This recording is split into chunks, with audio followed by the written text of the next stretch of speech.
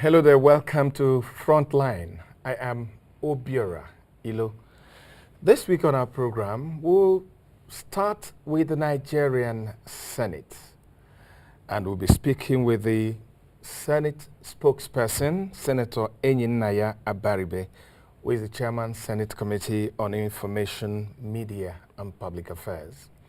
Later on, we'll talk about violence against persons. When you hear about violence, maybe in the home, everybody's thinking about wife battering. But a bill is before the National Assembly, and it's entitled Violence Against Persons Prohibition Bill. We'll be looking at it later on in the program. And much later, we'll be hosting a great Nigerian who's senator, if you may, and that person is Professor A.B.C. Nwosu, who was one-time political advisor to President Obasanjo and at a point, Minister of Health of the Federal Republic. We sat down with him and we talked about some contemporary Nigerian issues. Welcome, and the program continues in a moment.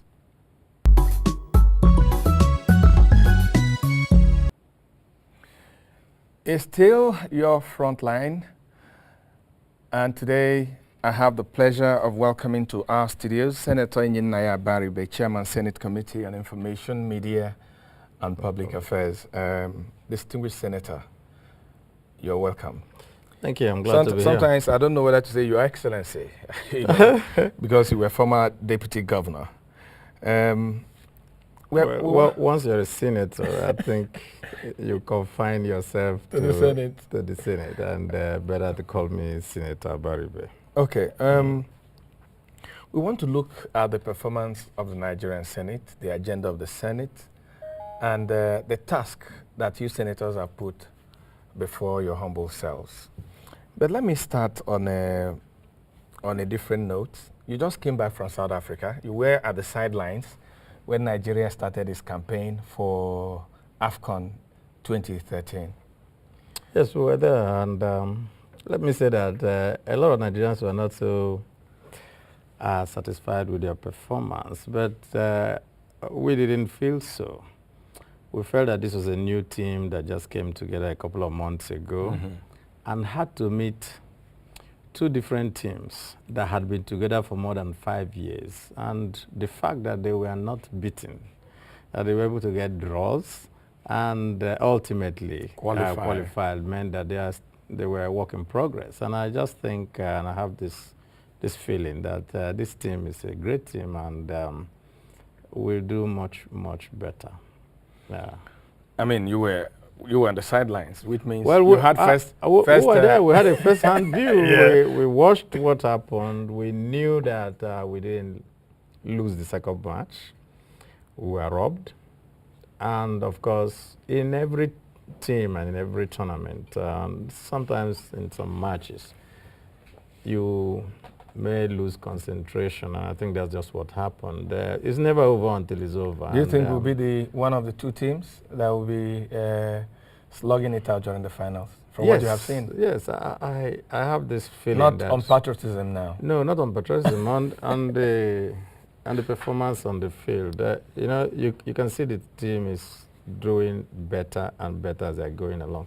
It happens like that in great teams. They start slow, start as if they are not going to do so well, and they gel. And once they gel, and another thing we found out when we got to Nelspruit at that Mbombela Stadium, that is actually not a stadium, just a wasteland. You could see how that pitch was. He played havoc with us. They had to get adjusted to all that, but not to say that it didn't. You know, both teams, of course, had to. So we're hopeful. Very much. Okay, welcome back. A lot of Nigerians, like when they look at the judiciary, they say it's the last hope of the common man. A lot of Nigerians look at our legislature as one other hope for the fulfillment of their aspirations. And sometimes a number of Nigerians are not too impressed with the performance of the Senate. I mean, you've been there, you speak for the Senate. Do you think that this Senate is giving a good account of itself? Very much. In fact, much more than what happens in other climes. Let me say one thing. The Nigerian public has a, I would say, not so much as a very good understanding of how the legislature works. Because we happen to be the infant among the other arms of government, and they haven't spent so much time under the military without a legislature. What now happens is that the standards for which you judge a legislature anywhere else, they don't apply the same standards to us, purely because this is the first time we're having a sustained period of 12 years of legislative activities. And so, two things. First, for the legislature itself, also trying to develop its traditions, trying to also get everything right, because it's also a learning process. And the learning process being compounded by the singular fact that Nigerians who make decisions to let somebody become a legislator also apply the same standards that they apply to the executive. What I mean by the same standards is that a legislator gets better with the number of times he continues to return. Like good wine. Precisely. But of course, when you have done the first term, by the time you get to do the second term, oh, everybody feels, what is he doing there? They bring quota system. Oh, why? You know, in fact, I had a friend of mine tell me, you know, there are a lot of us who want to come to the legislature, so you cannot go and be spend all the time there. But you will see that the legislature runs on institutional memory. And institutional memory can only be by those who are part of that institution. So we now have, out of the 108 of us, every season that you have to have a new elections, more than 2/3 to 3/4 go away. With all that experience, it doesn't come to the new people who come, who now have to also have a session of learning. And that gives us a problem. And because of that, what we now see is that when we're doing things, we seem to be a little slow. We seem not to, you know, people say, ah, no, why are they there? Because they think that legislation should be with immediate effect in the same manner that it used to be, or in the same place. And of course, our powers are limited to the extent of what the Constitution gives us to do. But the public, of course, does not recognize that. And we have this, I would say, anecdote that is in the Senate. The very first senators that came in 99, a senator from Rivers State, who is now late, was the most prolific senator, had several bills to his name, fought and made sure that he passed them. But when he went back home for re-election, all that these people asked him, so you did bills, so what? What did you bring for us here? And that is the problem. The problem in the sense that we are ordinarily supposed to focus more on making good laws. But we are pushed by circumstances, by the society, by where we are. But you're also supposed to make good representation, besides making good laws. Precisely. That is what representation is all about. It is, you make good laws for you, you intervene on behalf of your people, but you don't do executive functions. You know what some people have quarreled with? Yes. That some have attributed the casualty figure for senators and House of Representatives, casualty I mean as in not returning after 4 years, is that you know a friend of yours who goes to the Senate or the House of Reps, and you know how it was with him when he went, and then a few months after he's coming with a chain of cars, building new houses, acquiring new property, flaunting a lot of wealth, and then someone says, you've had your day, let someone else have his day. Instead of attributing to this senator or this representative, oh, he has done this, a number of our people had gotten this, I mean, legitimately. I'm not talking about bringing money and dashing them. So a lot of people are worried that more representatives come to Abuja to further their own well-being at the expense of the people they represent. I can understand why people feel that, but nobody has also asked to. Before somebody became a minister, what was he also? What did he get after he left? And one thing that I see is that there's also misrepresentation of what you do when you come here. Well, of course, people can see opportunities and exploit it. That is not why they are supposed to be there. Secondly, most of it is also hype. And I will tell you why I say it's also hype. People come here, you're supposed to stay for 4 years. You go to a bank and you borrow money that you're going to spread over and pay for 4 years. Then you use it for conspicuous consumption at the beginning. So it depends on the discipline of the person and how the person projects himself. It cannot be attributed to everybody. And some people have already made money, made their name, have their businesses. Now they come here, and then somebody wakes up and says, you are here because, or whatever you have is because of what you get in this. And it's not true. I mean, you can list out all the people. And of course, the people who also come there, you can see the whole range and classes and the quality of people who have come to the Senate. Nobody can come to the Senate as a pauper. It's impossible. Because you're going to still go through the process of bringing, you understand, and doing this. So you must have reached a certain level in society. So when they make this type of comments, sometimes we just overlook them. Sometimes there's some truth in it. Like I said, we can't generalize, really. I think it's just the generalization that is the problem. Okay, let's go to specifics. Last year, for instance, when we're hitting December, a good percentage of the budget had not been implemented.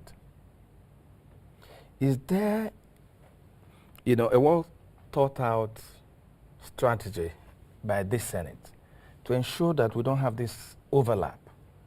Because there's so much to do for the country. There's so much. Yes. I mean, the monies you appropriate has to go a long way in solving a lot of problems. The roads are not there. I mean, what's it called? You don't have water everywhere. The power supply is not there.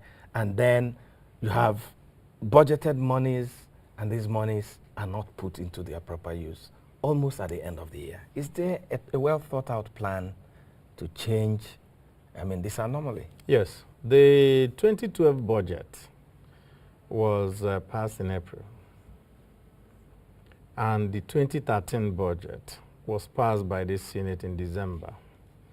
Now, prior to this time, in 2010, 2011, and so forth, budgets were passed from April, then the implementation starts, then there is a gap. Within this period, which is the dry period when you do roads and you're able to do other things without the influx of the heavy rains, and of course, you have to have a period of procurement because they have to also conform with the Public Procurement Act, which gives 6 weeks to 8 weeks or more before things can get to the point of award. You now have that. All that now means that by the time you start to do procurements and start the implementation, you get into the very heavy part of the rainy season. If it's a building or it's a road or whatever, people say, okay, let's wait a little bit. And so that continues to play havoc with our budget. So, but this year, 2013, in order to solve that problem, the National Assembly now passed the budget in December in order for nobody to now have an excuse. Because what used to happen is that we pass it late, then we say, okay, let it flow over till the beginning of the next year, up to March of the next year, and so forth. But the law does not even allow us to do that. So we're very proactive at this moment. Well, a lot of Nigerians are commending the Senate for taking that action in December. The National Assembly. Sorry, the National Assembly. Yes. For taking that action in December. But a month and so after, we don't have an agreement between the National Assembly and the executive for the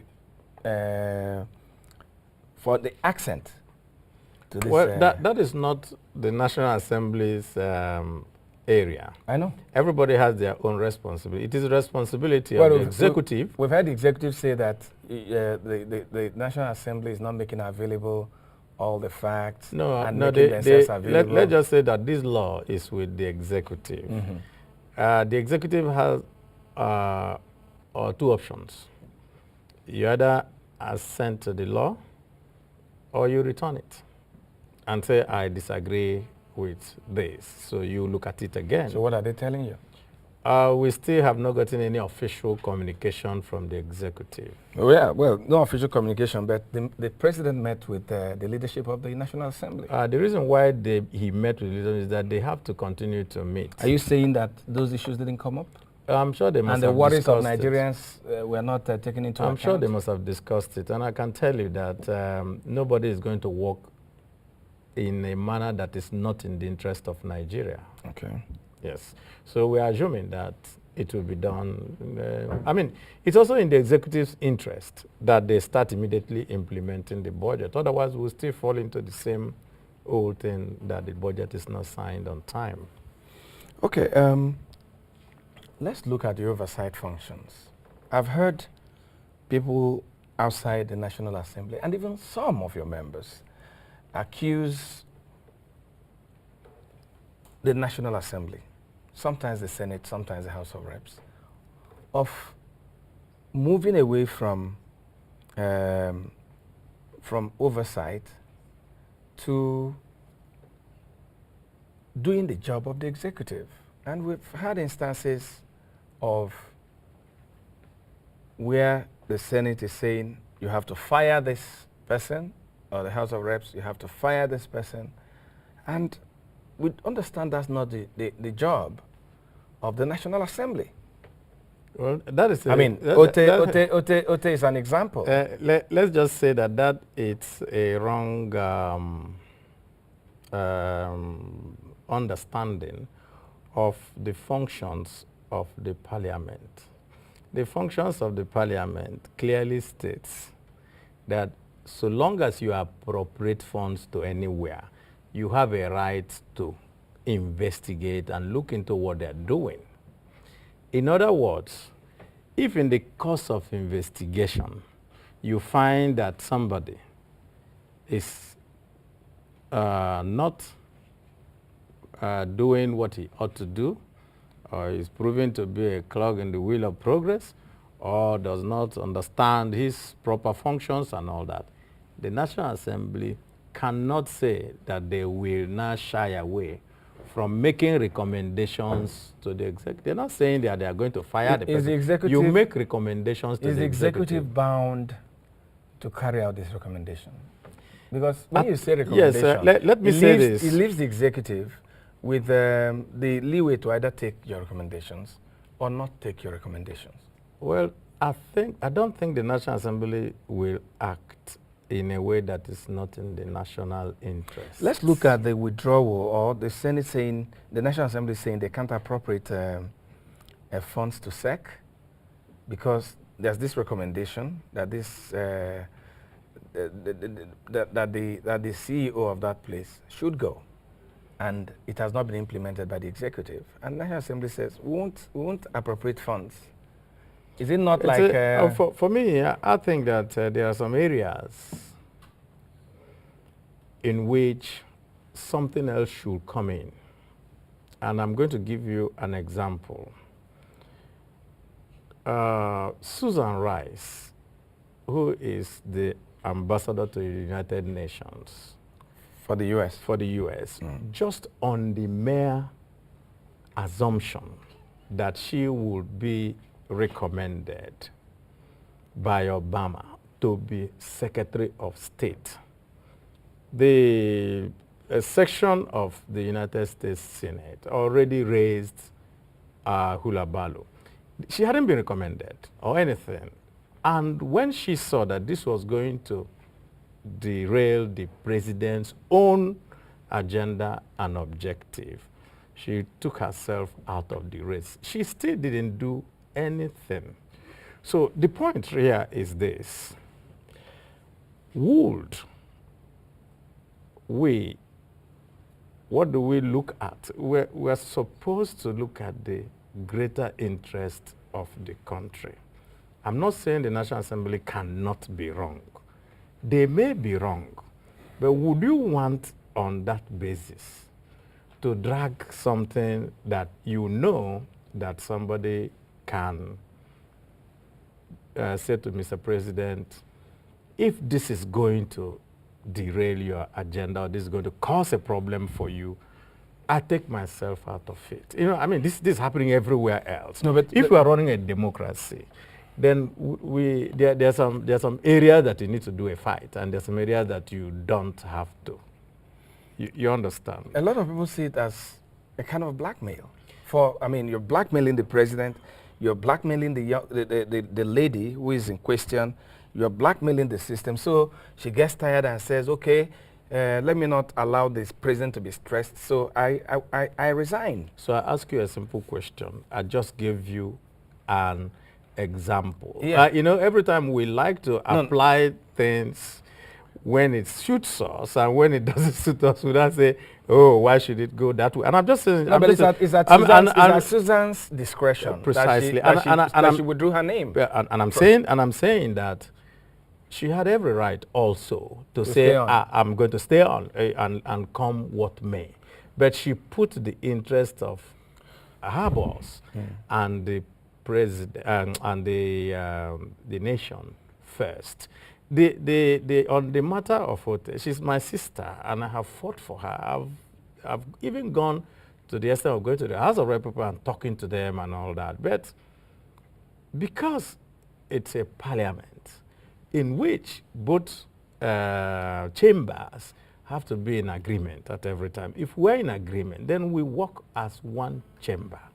And I do not see, you understand, the gain that comes out of this altercation, really, for both her, the president, and the National Assembly. Okay. I would have wished that, you know, these things were, it didn't come to this point. I must thank you so much for coming. Thank you very much. Very deep insights on this topic. My pleasure. We'll take a break. When we return, we'll be talking about violence against persons. Stay tuned.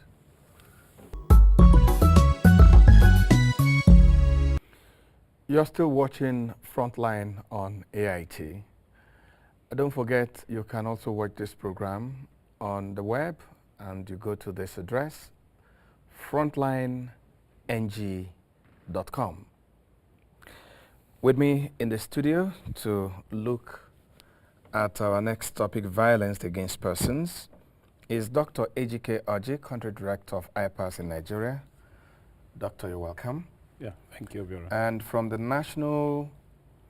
the United Nations Population Fund, we have the National Program Specialist, Nkiru, Igbokwe. Nkiru, you're welcome. Thank you very much.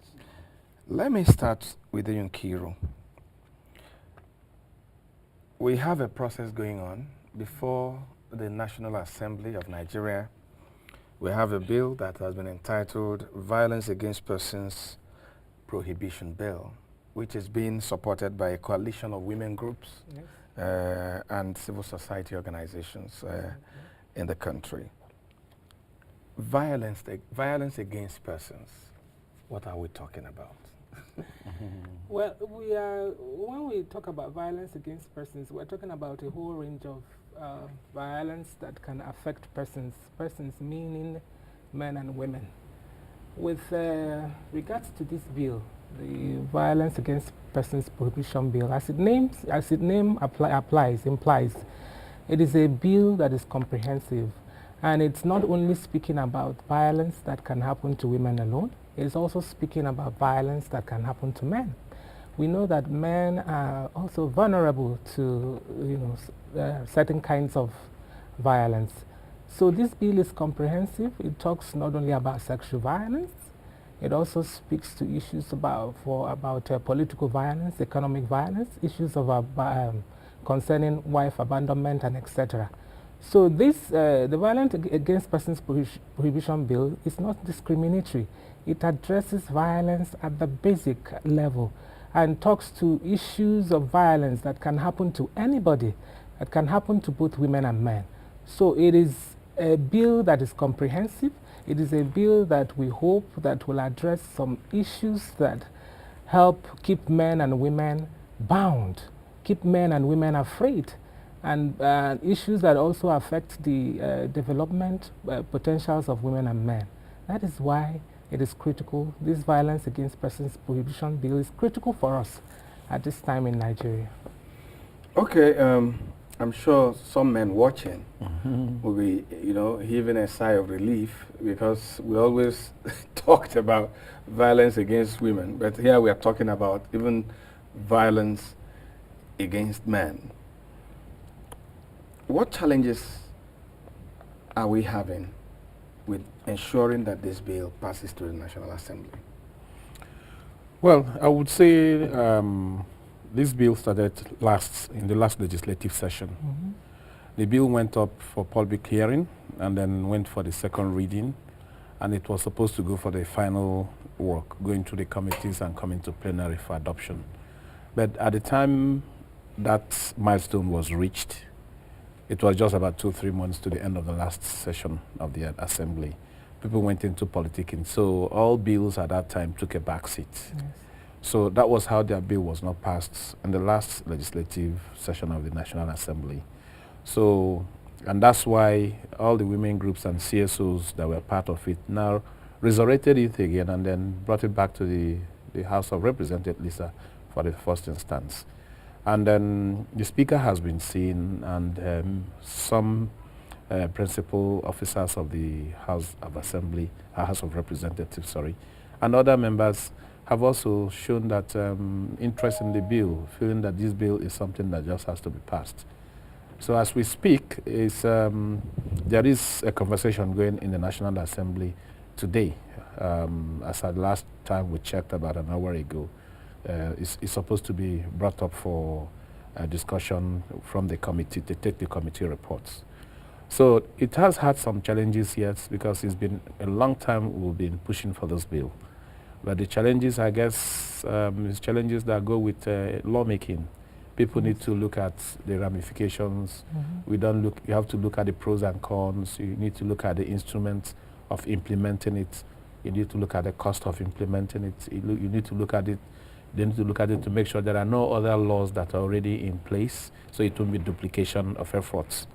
And then when it comes to implementation, you'll be wondering, which law am I going to use to, make it justiciable in the law courts to be able to get succor to anybody that is violated. So I think the same challenges any other bill is going through is the same challenges this is going through. So but we do hope that we'll surmount it as quickly as we can. Yeah, Dr. You followed this development closely. Yes, it's not a law yet, but can you give us a preview of what it entails? What deterrents do we have in this proposed law? And how far-reaching can it go in helping us stem violence against persons? Yeah, there are specific clauses and sections that deal with such things. It's not, I won't be able to give you in specific terms what they are, but I want to make broad statements in terms of, let me start from women in the first instance. People always say that I'm so biased, I talk about women all the time. Yes, I do. I give her the responsibility to talk about men today. But I want to focus on the merits it to give to the woman. if you look at what is going on in Nigeria right now, it just seems as if we're at war with our women. The number of rape cases that are reported every day in the newspapers, on television, on radio, it just seems as if the Nigerian men are at war with their women. And then, you know, in the past 2 years, we've documented 3,200 cases of rape, sexual violence. And then when you look at if you look at the statistics and look at who is being violated, a great majority of these people are minors. Minors, not even adults. So you keep wondering what is going on. So, and for you to be able to prove rape in Nigeria as the laws have it now is so difficult. Everything is stacked against the woman. But this violence against persons prohibition bill, when passed, it will make it easier for people who are looking for justice to get justice when they are violated. And then the extra thing that is going on, or that is going to happen here, is there might be remedy. You know, when you have a law broken or a criminal act, or somebody there's an assault, usually you have to punish the person to put other members of the society on notice that you cannot behave in a particular manner. That's for the society. But the person that suffered should I say, the assault, or the person that has been raped in the case of a woman, suffers silently and only the person knows what he or she is going through. But this time, let's say woman. Now, this bill seeks to find remedy for such a person. Because even though the woman has also, in the present law, you can have a recourse to the civil court to file for damages, but that means you need to have the resources to be able to do that, because it's not going to be given to you free. But in this particular law, it becomes the responsibility of government also to make sure that the woman gets remedy based on the assaults. Because when you talk about rape, people only think about the physical damage. But the psychological torture the woman goes through her life is unprecedented. You know, you said you've documented about 3,000 and more cases. But I've heard people say that statistics is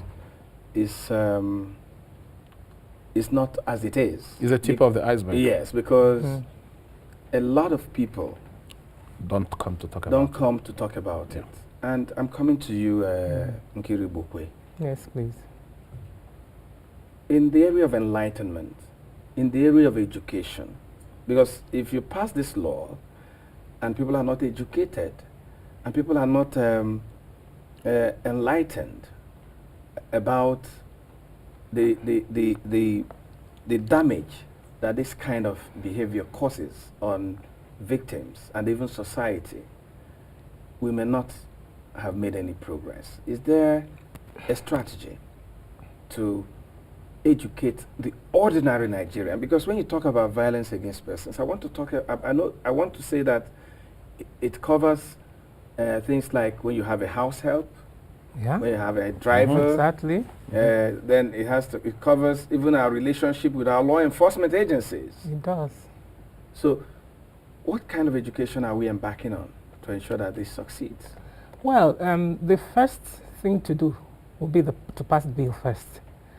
When the bill is passed, there are plans in the pipeline to disseminate the bill, to sensitize people on how to apply the bill, on the contents of the bill, and also how to apply the bill. We are targeting stakeholders like the judiciary. We are also going to be talking to women and men, community women and men, to make sure that they are aware that this bill exists so that they can use it. For instance, where we have bills already at the state levels, the problem you have just talked about is what we're experiencing. That these bills are there, but the people that these bills are meant for, they don't even know that the bills exist.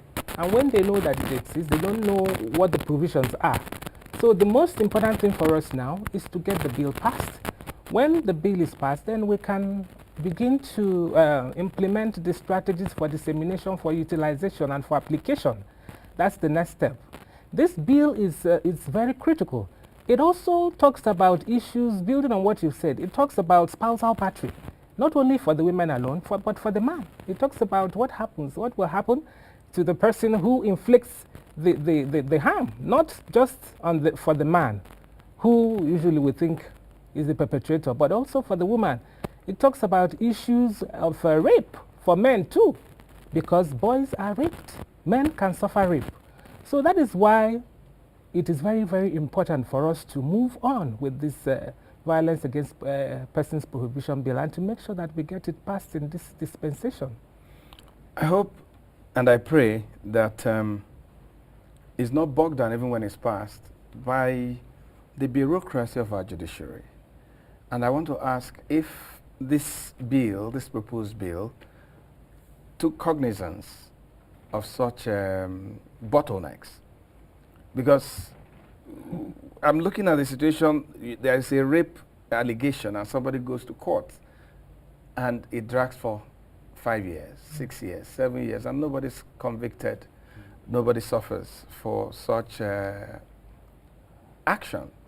Does this bill take cognizance of such bureaucracies? Yes, I would say that, you know, when we talk about infrastructure occasionally is not just about buildings and roads. There's also the architecture that will help move any social thing, and I would say this is a social thing. The judiciary, yes, they are inundated at this point in time, and there is a lot of advocacy going on that the number of judicial officers should be increased in Nigeria to be able to make sure that people get justice, because justice delayed is justice denied. Okay. But one of the components of this bill is to make sure that there is an agency who will be able to handle some of these cases and look for the best way and means to get people to have justice when they have a problem. Because once you pass this bill and there is no mechanism, there's no vehicle to do it, it will just be like any other bill.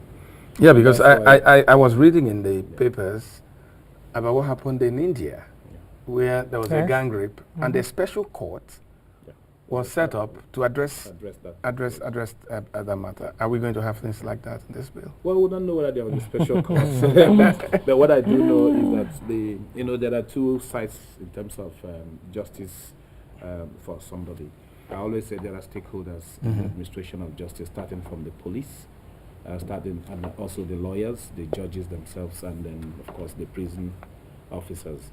But in this case, the mechanism to make sure that the process is less painful for the victim is going to be in place, which is the commission that we do believe, or an agency, regarding, depending on with the wisdom of the National Assembly, what they want to call it. But it has to be a mechanism that will be able to make sure that all the facts, all the evidence that will speak to the convincing the judge can be appropriately and properly brought very quickly. So it won't be the police being bogged down, because I can tell you most of the delayed justice that we have in the country is not just on the judiciary. Remember, there are two sides to people who have to bring evidence and prosecute. The police is also inundated with criminal cases that they have to also push through the legal system, judicial system of our country. But in this case, this bill will make sure that agency is there. It's just something like you can see NAPTIP. Yeah. NAPTIP is taking care of prohibition. Exactly. Against anti-trafficking. Trafficking. Without NAPTIP, that bill would have been history. Because NAPTIP is there. Women are being brought back from all the countries they have been trafficked to. There is some remedy that is being found for them by making sure that they have they are rehabilitated and things like that. And then a lot of people even forget that Watcliffe was one that gave birth to NAPTIP, really. Watcliffe is an NGO. Yes. In the NGO, that was the wife of the former Vice President Titi Abubakar Atiku. She founded Watcliffe, and that Watcliffe led to formation of NAPTIP. And NAPTIP was one of the anti-trafficking, human trafficking law was one of the fastest bills that went through the National Assembly. That was how passionately the members of the National Assembly felt. We want that enthusiasm and passion to come to them also for this particular bill. Doc, I have to thank you for coming on our program. Nkiru Igbokwe, National Program Specialist at the United Nations Population Fund. Thanks for coming. Thank you. And Dr. Ejike, Country Director at IPAS. Thanks for coming. Thank you, Vin. Wish you all the luck on this bill. Thank you. Wish us all the luck. Thank And when we come back, we'll be bringing you in your own words. And our guest today is Professor A.B.C. Nwosu, who was a former Minister of Health of the Federal Republic of Nigeria.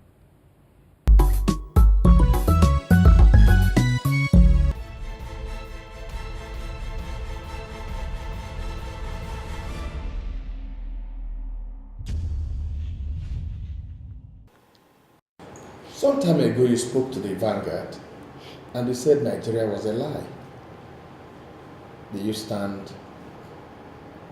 Very by that much. statement? Very much. Nigeria is a lie. We call ourselves Federal Republic of Nigeria. That is the greatest lie. We are not a federation. The federating units are too weak to be federating units. That is 36 states. It cannot be. We should just simply call it the Republic of Nigeria.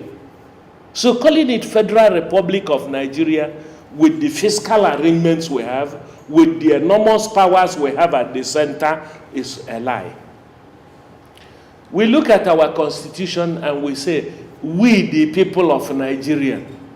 We the people of Nigeria did not draw up that constitution, for God's sake.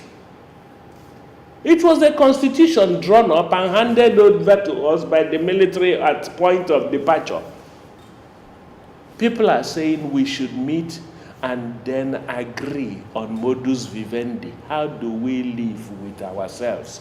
And many people are interpreting it that what is disruptive about members of a family discussing how they should live?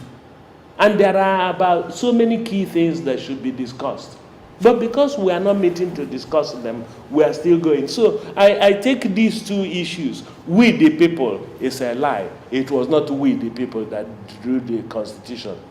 Federal Republic is a lie. Nigeria is not a federation. You don't have a federation where you have preponderance, where you have too much powers at the center. That's too much powers, too much money, too much responsibilities at the center.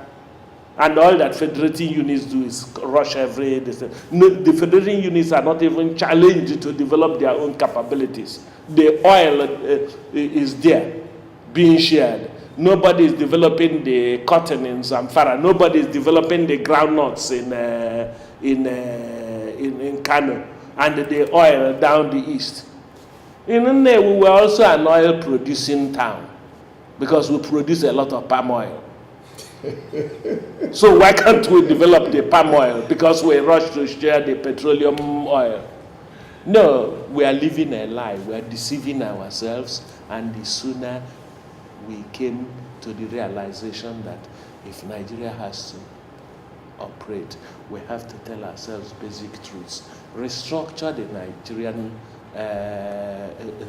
experiment to become a true federation, and draw up a constitution that will guide us. Was this restructuring what you had in mind when you spoke to the Sun newspapers on the 1st of October 2012, and you said that Nigeria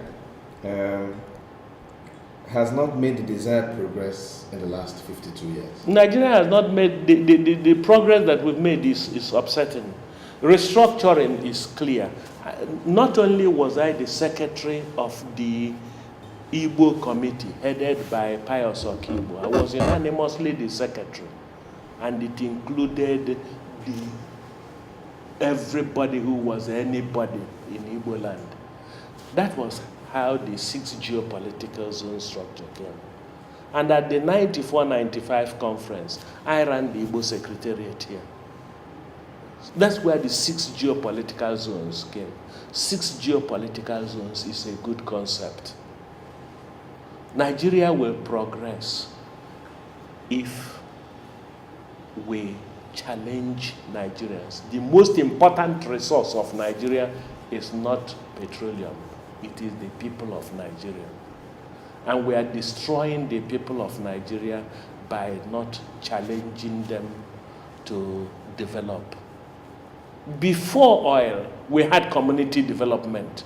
Most of the secondary schools, at least in the East, were owned by communities and individuals. And the hospitals too. Oh. The joint hospitals. Oh. Even the non-joint. So, we are now waiting. Government is now thinking. Even the federal government colleges that government built, they are allowing them to decay in a before our very eyes. And yet, federal government college in Enugu, next door to my street, produced Governor McAfee, now Senator McAfee, produced Lieli Moke. Go there now. That's where my youngest son went to. My children went to federal government colleges. My first son went to King's College. All of them went to public schools. How are these public schools being run? How can we make progress if we ignore the key to that progress, which is education? Let me take you back. I remember that about the time we had the Civil War, that you were the Secretary General of Biafran students? No, I was in charge of Dr. Emeka, and Professor Emeka in Nigeria was the president of Biafra Union of Students. Okay. And I was director of mobilization and strategy. That's why I could tell you authoritatively that if Ojukwu didn't declare the civil war, we would have killed him.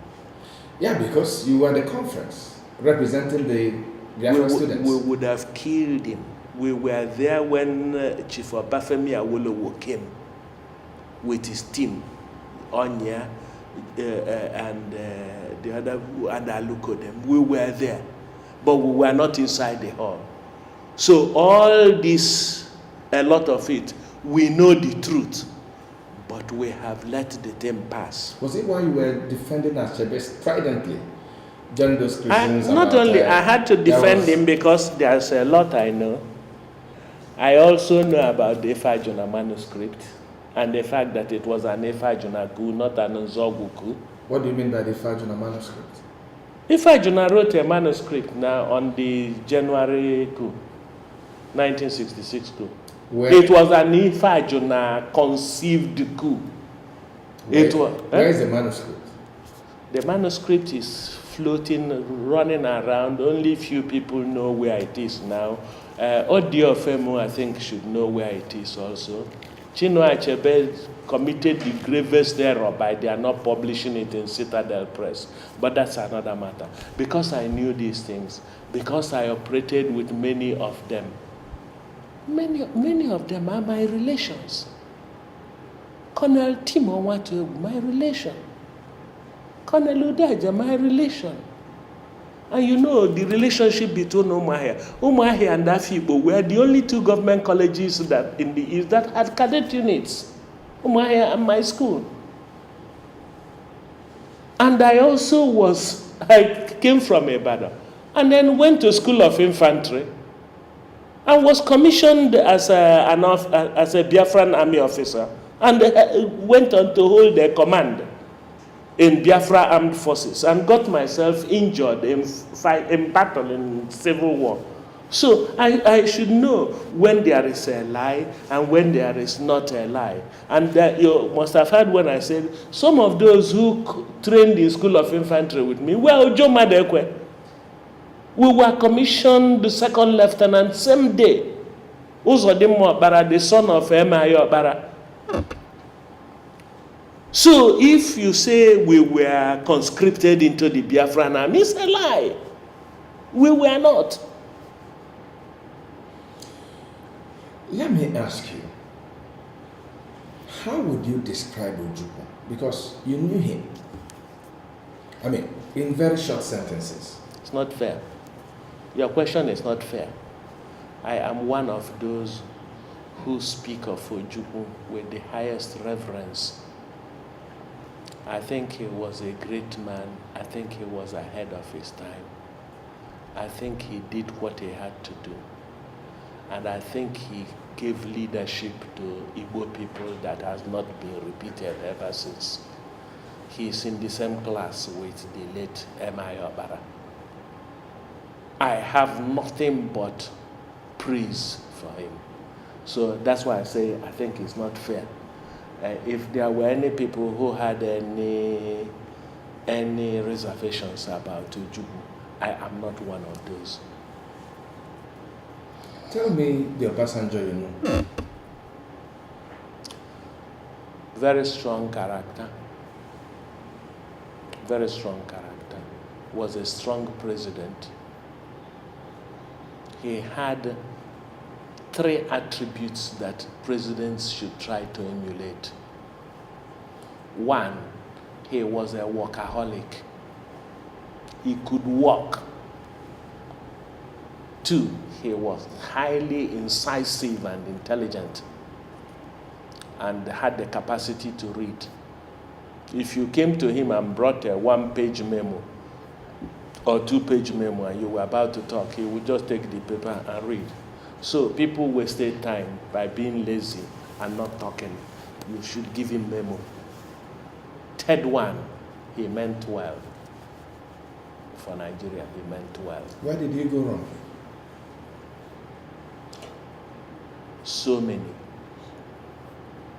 Like every human being.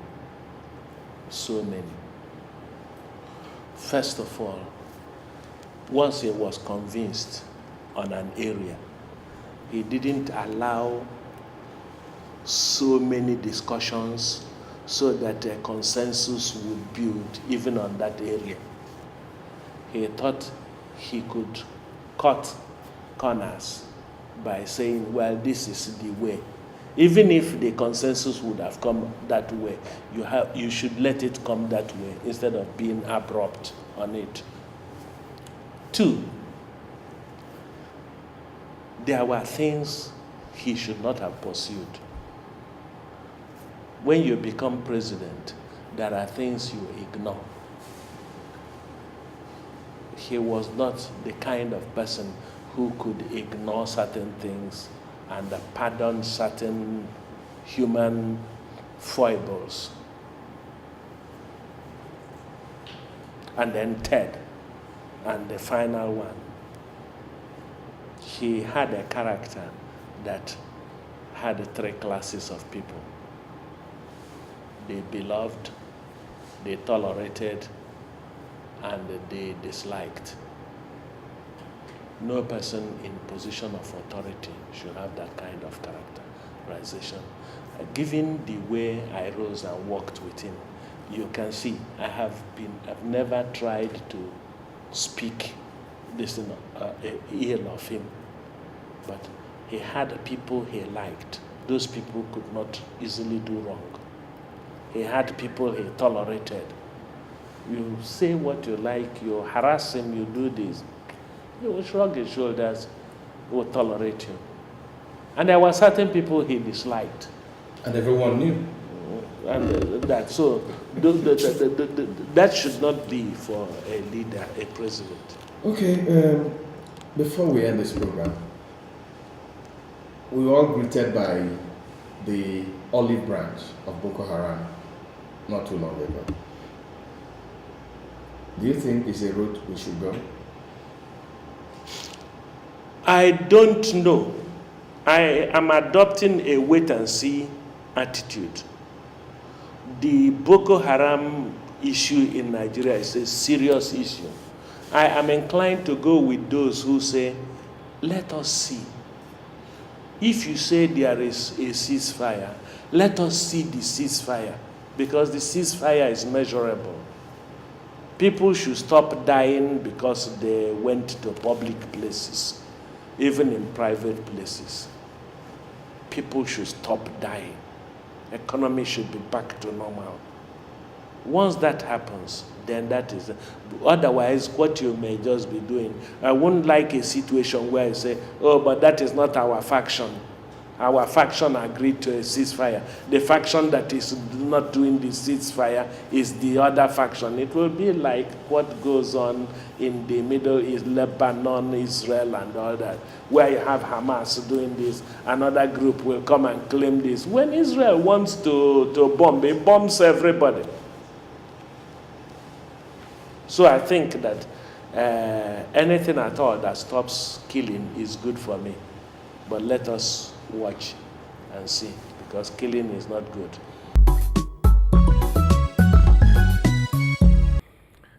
Professor A.B.C. Nwosu, former Minister of Health, our guest, in your own words. Don't forget, you can reach us on Facebook. You can reach us by sending an email. You can send us text, or you can watch our old programs or this program on frontlineng.com. Thanks for joining. I am Obiora Ilo from Abuja, Nigeria, thanking you again for being our guest on the program today. Bye for now.